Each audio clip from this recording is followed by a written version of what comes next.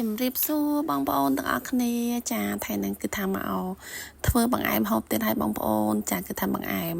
ខ្មែរយើងមានច្រើនមុខណាបងប្អូនចាឲ្យតែយើងចេះធ្វើបងប្អូនអើយគឺថាធ្វើតែមួយផ្លែហ្នឹងគឺថាទទួលបានបង្អែមមកឈ្ងុយឆ្ងាញ់តែម្ដងចឹងណាបងប្អូនចាឥឡូវនេះគ្រឿងផ្សំរបស់ខ្ញុំសម្រាប់ធ្វើបង្អែមស្លឹកតយមានខ្ទិះដូងខ្ទិះដើមបងប្អូនចាខ្ញុំយកតែខ្ទិះដើមទេបន្តិចមកស្លឹកតយបន្តិចមកចាហើយនេះគឺស្ករបងប្អូនម្សៅឆាមាន2បងប្អូនចាហើយនឹងស្ករសចាបងប្អូននឹងអំបិលបន្តិចដែរចាពួកអីម្សៅឆាខ្ញុំយក2មុខហ្នឹងដើម្បីពណ៌យកពណ៌អញ្ចឹងណាបងប្អូនចាឥឡូវខ្ញុំចាប់ផ្ដើមធ្វើទឹកស្ករឲ្យបងប្អូនចាចាក់ខ្ទិះដូងចូលមកដាក់អំបិលបន្តិចមកដាក់ជាមួយនឹងស្លឹកតយមកបងប្អូនចាហើយស្ករនឹងបន្តិចដែរគឺថាអត់យកផ្អែមខ្លាំងអញ្ចឹងយកល្មមអញ្ចឹងយើងដាក់ស្មានល្មមណាបងប្អូនចាហើយយើងកូរទៅយើងកូរមួយស្ទុះទៅដើម្បីឲ្យស្កររបស់យើងរលាយអញ្ចឹងណាបងប្អូនហើយខ្ទិះដូងរបស់យើងក៏រលាយដែរពេលដែលយើងដាក់ស្ករនិងខ្ទិះដូងចូលទៅយើងអត់កូរយើងបើកភ្លើងយកតែម្ដងខ្ទិះដូងរបស់យើងអត់ល្អណាបងប្អូនចាគឺយើងដុំអញ្ចឹងបងប្អូនកូរដូចខ្ញុំអញ្ចឹងមកបន្ទាប់ពីពុះរួចរាល់ហើយគឺយើងចាប់ផ្ដើមបិទភ្លើងណាបងប្អូនចាំបាច់បើកទុកយូរទេចាឥឡូវខ្ញុំចាប់ផ្ដើមមកធ្វើជាមួយនឹងស្លឹកតយចាស្លឹកតយនេះគឺយើងលាងទឹកចេញឲ្យស្អាតណាបងប្អូនចាខ្ញុំយកប្រហែលជា5-6 ស្លឹកឯណាបងប្អូនចាពួកអីធ្វើញ៉ាំបែបលក្ខណៈគ្រួសារអញ្ចឹងគឺខ្ញុំធ្វើតិចទេបងប្អូនចាបងប្អូនចង់ធ្វើច្រើនយើងលៃលកតាមហ្នឹងណាបងប្អូនចាដាក់ស្លឹកតយដាក់ម្សៅអីច្រើនជាងហ្នឹងអញ្ចឹងទៅចំណែកខ្ញុំនេះគឺធ្វើតែមួយចានអញ្ចឹងណាបងប្អូនចាឥឡូវរួចរាល់ហើយក៏ចាប់ផ្ដើមយកមកក្លុកបងប្អូនចាហើយយើងក្លុកហ្នឹងយើងថែមទឹកបន្តិចទៅបងប្អូនកុំដាក់ច្រើនពេកយើងស្មានជាមួយនឹងម្សៅរបស់យើងអញ្ចឹងណាបងប្អូនចាឥឡូវនេះគឺថាក្លុករួចរាល់ហើយក៏ចាប់ផ្ដើមយកមកស្រោះណាបងប្អូនចាស្រោះហ្នឹងគឺយើងស្រោះជាមួយនឹងកន្ត្រងដែលមានរន្ធទុយអញ្ចឹងទៅគឺអត់ហូរកតិចទៅតាមទេណាបងប្អូនចាហើយទទួលបានពណ៌ស្លឹកតយហ្នឹងគឺល្អមែនតើបងប្អូនគឺថាលឹងខៀវស្រោះតែម្ដងអញ្ចឹងណាបងប្អូនចាឥឡូវចាប់ផ្ដើមមកលាយជាមួយនឹងម្សៅឲ្យបងប្អូនចាគឺខ្ញុំប្រើម្សៅឆាបងប្អូនចាគឺកន្លះចានចង្កឹះនឹងឯងគឺធ្វើតិចទេបងប្អូនចាហើយខ្ញុំក៏លាយជាមួយនឹងពណ៌ទី1គឺពណ៌សបងប្អូនចាហើយយើងយកទឹកក្តៅដែលក្តៅខ្លាំងណាបងប្អូនចា100-200អង្សាអញ្ចឹងទៅធ្វើម៉េចឲ្យតែក្តៅខ្លាំងកាលណាល្អកាលហ្នឹងបងប្អូនចាយើងលាយម្ដងបន្តិចទៅបងប្អូនដើម្បីឲ្យម្សៅរបស់យើងនឹងគឺស្អិតចូលគ្នាបងប្អូនចាគាត់ថាម្សៅពណ៌សគឺពិបាកលាយបន្តិចបងប្អូនព្រោះអីឆ្អិតមែនតើណាបងប្អូនចាយើងច្បល់ទៅច្បល់មកទៅចាមើលទៅយើងថែមមើលរៀង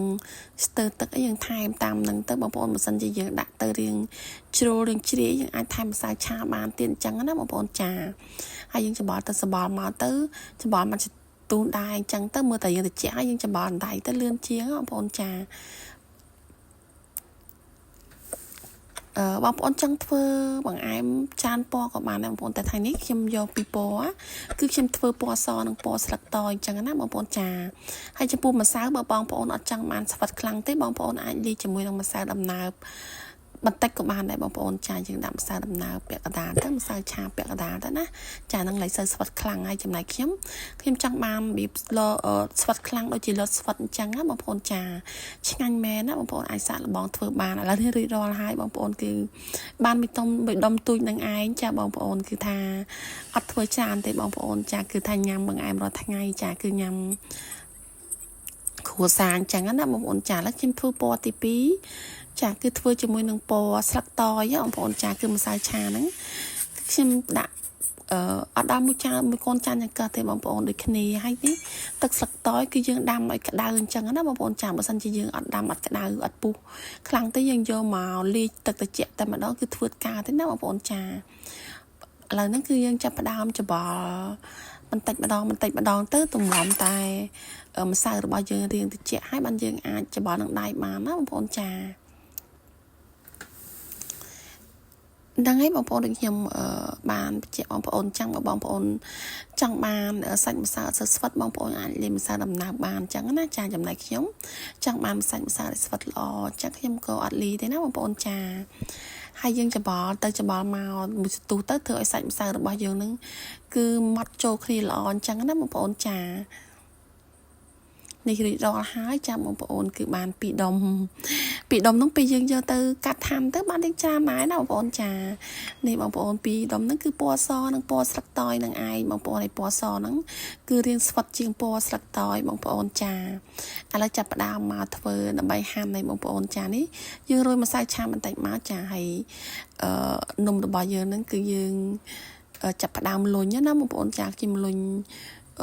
យកទៅសៃរៀងទូចដែរបងប្អូនចង់យកធំបន្តិចក៏បានទូចបន្តិចក៏បានចាបងប្អូនខ្ញុំចង់បានរៀងទូចអញ្ចឹងណាបងប្អូនចាហើយយើងលុញហ្នឹងយើងដាក់ម្សៅឆាបន្តិចទៅដើម្បីកុំឲ្យឆ្អិតទៅបងប្អូនចាបន្ទាប់ពីលុញហើយចាំយើងកាត់អញ្ចឹងណាបងប្អូនចាការពិតបង្អែមងាយស្រួលធ្វើទេបងប្អូនឲ្យតែមានខ្ទិះដូងមានម្សៅឆាមានពណ៌អីចឹងណាបងប្អូនចាគឺថាធ្វើតែមួយផ្លែតហ្នឹងគឺបានហូបតែម្ដងចាខ្ញុំកាត់ដុំប៉ុណ្ណឹងណាបងប្អូនចាបងប្អូនអាចកាត់ធំជាងនឹងក៏បានឬក៏ទូជាងនឹងក៏បានដែរបងប្អូនចាឥឡូវខ្ញុំក៏កំលុញពណ៌ជាមួយនឹងស្លឹកតើយម្ដងបងប្អូនចាហើយខ្ញុំសូមអរគុណបងប្អូនទាំងអស់គ្នាដែលបានមើលវីដេអូរបស់ខ្ញុំចឹងណាដែលមានឈ្មោះថាសាផនម្ហូបឆ្ងាញ់បើបងប្អូនពេញចិត្តវីដេអូរបស់ខ្ញុំបងប្អូនអាចបងប្អូនកុំភ្លេចជួយចុចសញ្ញាកណ្ដឹងឲ្យអ្នកមួយផងណាបងប្អូនដើម្បីទទួលបានវីដេអូថ្មីទៀតចាបងប្អូនហើយពេលដែលយើងហាន់ហើយអញ្ចឹងយើងស្អិតអីយើងដាក់ម្សៅឆាថែមបន្តិចណាបងប្អូនដើម្បីកុំឲ្យស្អិតជាប់គ្នាចានេះបងប្អូនគឺខ្ញុំហាន់ដុំប៉ុណ្ណឹងឯងឥឡូវទឹកចាប់ផ្ដើមពុះហើយចាខ្ញុំក៏ចាប់ផ្ដើមយកនំរបស់ខ្ញុំបងចឹងណាបងប្អូនចាហើយពេលដែលយើងទឹកយើងបងប្អូនឃើញទេពេលទឹកយើងពុះនំរបស់យើងអត់ទាន់ឆ្អិនគឺយើងដាក់ទៅអណ្ដែតទេណាបងប្អូនចាបន្ទាប់ពី